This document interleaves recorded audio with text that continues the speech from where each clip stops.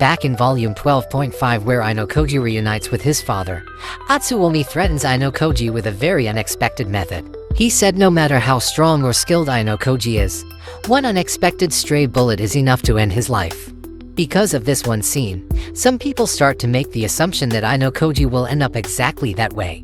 Either he refuses to obey his father and gets killed, or Ayanokoji takes his own life. This kind of ending is not impossible to happen. My respect toward Atsuomi was already low, but this one scene completely demolishes that respect. Looking at how cruel and ambitious Atsuomi can be, killing his own son shouldn't be a problem, especially if Ayanokoji shows a sign to rebel and decide to oppose him. If this series ended with Ayanokoji killing himself or getting killed, that would be quite a disappointing ending.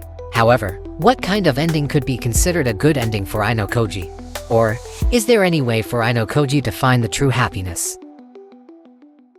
The White Room had changed Ayanokoji forever, and that change is not something that he could erase even if he wanted to. As the only survivor of the demonic generation, White Room teaching runs deeper on him than anyone else. All that harsh training and education turned him into something that almost seemed inhuman. Even Suzukaki, the one who created the White Room curriculum, feeling conflicted about what he had done. At the end of Volume 0, he even wonders if Ayanokoji will be happy at the end of his life or not. If we are talking about an emotionless human, the most common trope is for that character to experience more relationships, and finally be able to feel the happiness and change their way of life. Ayanokoji who gains more humanity will definitely be satisfying to read, because after everything that he had been through and everything that he had done, he deserves to be happy, and he also needs to apologize to everyone whom he hurt. Back to the earliest volume, Ayanokoji's reason to enroll at ANHS was so he could experience a normal life that he only knew from the books. With his emotion suppressed his whole life, an emotion called happiness is not something that he understands, nor did he want it. Throughout the series, he undergoes some change that makes him understand what it means to have a normal life and relationship. And even if it was only once, he managed to smile in front of Horikita. However, Ayanokoji still never changed his goal. After he graduates, he is planning to return to the White Room, return to his father control. Ayanokoji has never shown any sign or intention to rebel and seek more freedom in the outside. For him, 3 years of high school is already enough, and he didn't hope for more. Maybe he realizes escaping his father's grasp is a futile action, but I am still hoping Ayanokoji will show more change in the future volume. Ayanokoji's lack of character development leaves us with a lot of questions and wonder. Looking at the recent event that happened in volume 12.5, it seems like Ayanokoji is no longer trying to find the emotion that is hidden inside him. Breaking up with Kei might be his last effort to try if he could feel something from their relationship, but it seems like the result didn't change anything. With Ayanokoji officially changing class, that means Ayanokoji is now solely focused on his goal, which is to prepare the best stage for the other classes to challenge and defeat him. For Ayanokoji, his defeat means his father's defeat, and maybe that is more important than finding happiness on his own. After all, he never knew what happiness was. He cannot lose something that he never had. If Ayanokoji himself didn't try to find happiness, then it's useless to hope he will find one in his last year of high school. During 2 years of his high school life, Ayanokoji already received a lot of love from several women. However, the way he treated their love is not something that could be praised. He took advantage of Sakura's feelings toward him and drove her out of school. He took advantage of Kei's feelings and used her as a tool to learn about love. He took advantage of Ichinose feelings so he could destroy her easily. He took advantage of Sakayanagi feelings and also drove him out of school.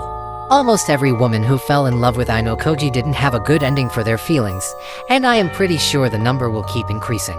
For Ayanokoji, his goal is way more important than a mere feeling called love or happiness. However, what will happen if his goal is already fulfilled?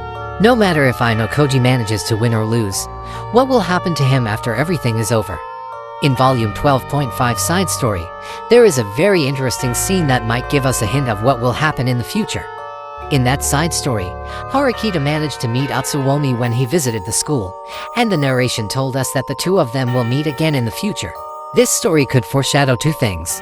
Either Horikita will pursue a career in politics and become an enemy or ally for Atsuomi, or she will become Atsuomi's daughter-in-law. No matter which, this side story confirms there will be a sequel after Ayanokoji graduates from school.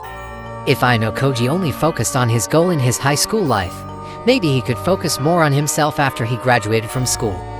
If that really happens, I hope we could get a proper conclusion of Yuki's story.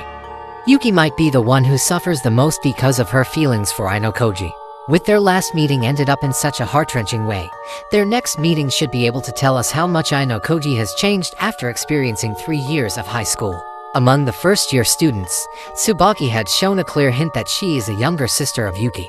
I'm not sure how this plot will be tied up with Ayanokoji, but after everything that they went through together, at least Ayanokoji needs to have a long deep talk with the woman who loves him for the longest.